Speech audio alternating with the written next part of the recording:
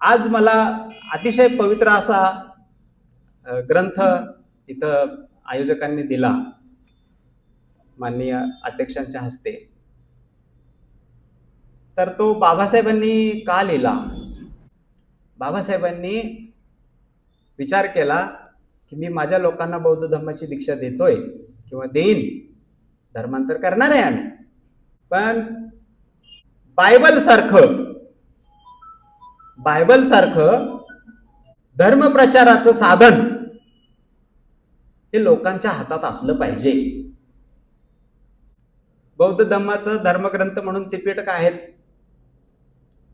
पण बाबासाहेबांनी एक लक्षात घेतलं, अथांग सागरासारखं जे त्रिपिटक आहे ते वाचून एका आयुष्यामध्ये संपणार देखील नाही, जो गृहस्थी आहे त्याच्याकडून खास करून. म्हणून बाबासाहेबांनी विचार केला, सहज काकेत मावेल असा एक धर्मग्रंथ असावा.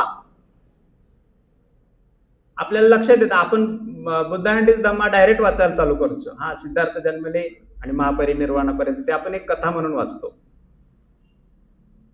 दुसऱ्या कथेमध्ये आणि बुद्ध अँड हिज धम्मा या बुद्ध अँड हिज धम्मा या कथेमध्ये काय फरक आहे, तर ते बाबासाहेबांनी का लिहिलं आणि ते असंच का लिहिलं हे पण जाणून घेणं फार महत्वाचं आहे. बाबासाहेबांनी म्हटलं की बायबल सारखं सहज काखेत मावणारा एक धर्मग्रंथ असावा, आणि तो कसा असावा, त्याच्यामध्ये धर्मगुरूच्या म्हणजे धर्मसंस्थापकाच्या जन्मापासून ते महापरिनिर्वाणापर्यंतची कथा असावी. त्या कथेसोबत बौद्ध धर्माच्या प्रचार प्रसारासाठी ज्या ज्या मोठ्या मोठ्या राजे महाराजांनी मदती केलेल्या आहेत त्यांचा देखील तिथं उल्लेख असावा. आणि सगळ्यात महत्वाची गोष्ट बाबासाहेबांनी जी म्हटली, तुम्ही बाबासाहेबांचे इतर कुठलेही ग्रंथ काढून बघा आणि द बुद्ध अँड हिज धम्मा काढून बघा, द बुद्ध अँड हिज धम्मा हा कुठल्याही व्यक्तीला सहज समजायला चालू होतो.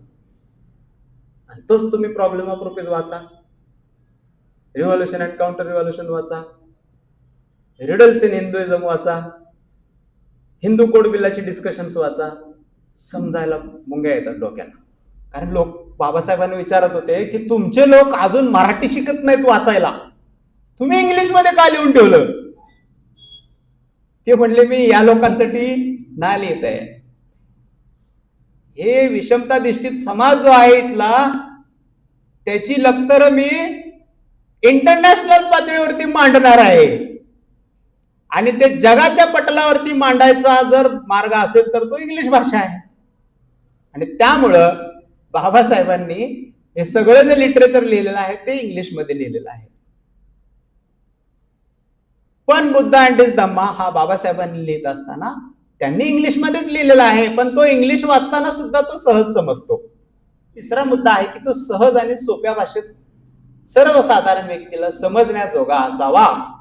हा आराखडा बाबासाहेबांनी भगवान बुद्ध आणि त्यांचा धम्म लिहायच्या पूर्वी आखून ठेवलेला होता. उगाचच बाबासाहेबांनी सिद्धार्थाचा बुद्ध कसा झाला, बुद्धाचा सम्यक संबुद्ध कसा झाला, महापरिनिर्वाण कसं झालं, हे सहज लिहिलेलं नाही.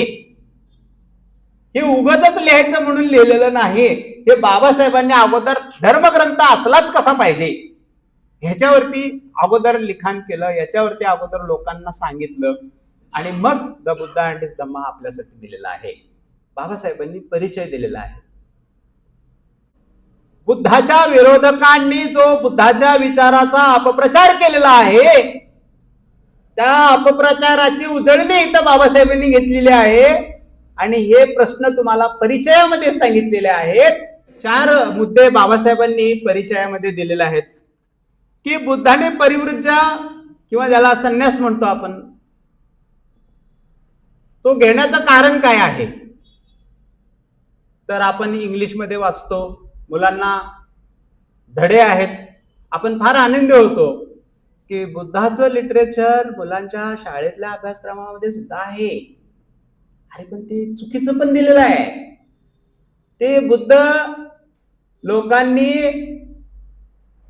नकारात्मक भावनेने घ्यावा म्हणून अभ्यासक्रमात आहे. परिवृत्त्या घेण्याचं काय कारण आहे तर आपल्याला पुस्तकामध्ये दिसतं की सिद्धार्थाने, बुद्ध होण्यापूर्वी सिद्धार्थाने मरण पाहिलं, आजारी व्यक्ती पाहिला आणि मग त्याला कंटाळा आला. काय काय त्याला कंटाळा आला आयुष्याचा आणि तो निघून गेला सिद्धार्थ आणि संन्यास घेतला. बाबासाहेबांनी इथं म्हटलेलं आहे की परिव्रजा 29व्या वर्षी जर सिद्धार्थाने घेतलेली असेल तर वयाच्या 29व्या वर्षापर्यंत या घटना कुठलाही लहान मूल वयात येईपर्यंत बघत नाही का? बघत. म्हणजे बुद्धाने दुःख पाहिलं म्हणून परिव्रजा घेतली, हा बुद्धाच्या विचाराच्या विरोधातला प्रचार आहे. तो समजून सांगायला पाहिजे आम्ही. आणि मग कळायला पाहिजे की आम्हाला रोहिणी नदीच्या पाण्याच्या संघर्षावरून जो वाद झाला संघामध्ये, त्यामुळं सिद्धार्थाने परिव्रजा घेतलेली आहे. दुसरा प्रश्न बाबासाहेबांनी विचारलेला आहे की 4 आर्य सत्यांचा जो समावेश बुद्धाच्या मूळ शिकवणीत केलेला आहे तो खरोखरच अंतर्भूत आहे का शिकवणीमध्ये? म्हणजे जीवन दुःख आहे, मरण दुःख आहे, सगळंच दुःख आहे. म्हणजे बुद्ध दुःखवादी आहेत हे सांगायचं आहे ब्राह्मणी लोकांना. मग आमच्यामध्ये एनर्जी कशी येईल बुद्ध जर दुःखवादी असतील तर? दुःखमुक्तीचा मार्ग सांगितला ना बाबा तथागतांनी. आर्य अष्टांगिक मार्ग सांगितला की तुम्हाला दुःख आहे हे मान्य करा, दुःखाची कारण आहेत हे मान्य करा, दुःखावर उपाय आहे हे तुम्ही आयुष्यामध्ये वागा. म्हणजे आर्य अष्टांगिक मार्ग आहे. उत्तरासकट तथागतांनी जर सांगितलं असं तर आम्ही फक्त दुःखवादी आहेत बुद्ध असं कसं काय म्हणू शकतो? तिसरा प्रश्न ब्राह्मणी लोक प्रचार प्रसार करताना करतात की, म्हणून तिसरा प्रश्न विचारलेला बाबासाहेबांनी की बुद्धाने आत्मा जर नाकारला असेल तर कर्म आणि पुनर्जन्म कसा मान्य केला? ब्राह्मणी लोक काय करतात मी तुम्हाला सांगतो. बघा, बुद्धाने पुनर्जन्म मान्य केलेला आहे, बुद्धाने कर्माचा सिद्धांत मान्य केलेला आहे. म्हणजे बुद्ध हा आत्मा देखील मान्य करत असतील. बुद्धाने आत्म्याच्या अस्तित्वावरती साप खाट मारलेली आहे. कर्म एखाद्या रथाच्या चाकाप्रमाणे तुमचं कर्म त्या रथाच्या पाठीमागे जसं चाक जातं तसं कर्म तुमच्या पाठीमागे येतं. म्हणजे तुम्ही केलेल्या कर्माची फळं ही तुम्हाला तात्काळ मिळतात, लगेच मिळतात. म्हणजे कर्म या अर्थाने बुद्धाने स्वीकारलेला आहे. पुनर्जन्म, माणसाचा पुनर्जन्म बुद्धाने स्वीकारला नाही. बुद्धाने माणसाचा जिवंत असतानाचे जे स्थित्यंतर होतात त्या स्थित्यंतराला पुनर्जन्म म्हटलेला आहे. सिद्धार्थ हा सम्यक संबुद्ध कधी होतो? ज्या वेळेला त्याचा दशपारमितेतून एका पारमिता पार करत तो एक जन्म पूर्ण करतोय. तो दया, शांती, नैष्क्रम्य वगैरे वगैरे ह्या ज्या काही पारमिता आहेत त्या पारमिता पार करत बोधिसत्वाचा बुद्ध होतो. मग हे करत असताना स्थित्यंतर जे आहेत त्या स्थित्यंतराला बुद्धाने पुनर्जन्म म्हटलेला आहे. उदाहरणासाठी तुम्हाला मी सांगतो, दुधाचं दही होतं, दह्यापासून ताक होतं, लोणी होतं, तूप होतं. हे दुधाचे पुनर्जन्म आहेत. माणसाचे देखील पुनर्जन्म या अर्थाने होतात की तो एका पारमितेला पूर्ण करत पुढे जात असतो. या अर्थाने बुद्धाने पुनर्जन्म स्वीकारलेला आहे. आणि ब्राह्मण लोक काय करतात? बुद्धाने पुनर्जन्म स्वीकारला, मग तुला पुढच्या जन्मी काय व्हायचं ते सांग, आधीच बुकिंग करू, इथं वरचा प्लॉट खालीच बुक करतात. हे बुद्धाच्या विरोधात शिकवण किंवा बुद्ध विचाराच्या विरोधात केलेलं कृत्य आहे. हे हाणून पाडण्यासाठी बाबासाहेबांनी हा सगळा अभ्यास केलेला आहे. आणि चौथा शेवटचा प्रश्न सांगतो तुम्हाला की बाबासाहेबांनी विचारलेला आहे आणि या प्रश्नाची उत्तरं शोधत शोधत आम्ही भगवान बुद्ध आणि त्यांचा धम्म वाचायचा आहे. चौथा प्रश्न आहे की भिक्खू संघाची निर्मिती ही तथागत गौतम बुद्धांनी का केली. तर लोक सांगतात की हा मग भिक्खू किती आदर्श होत असतात, तसे निर्माण व्हायला नको काय.